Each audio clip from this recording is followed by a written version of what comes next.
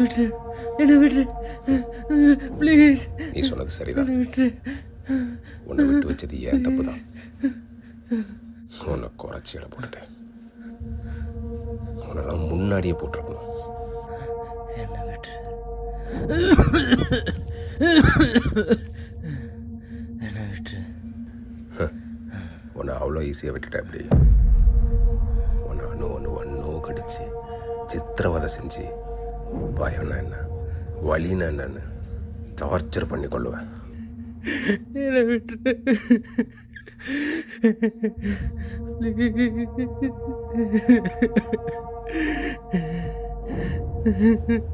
இப்படிதான் அந்த 23 பேர் உன்ட்ட கேட்டிருப்பாங்க. அதில் எத்தனை பொண்ணுங்க, எத்தனை குழந்தைங்க. நீ விட்டியா? இப்போ நான் மட்டும் ஒன்று விட்டுருவேனா? இப்போ புரியுதா வலினா என்ன, சாவு பயம்னா என்னன்னு? ப்ளீஸ்.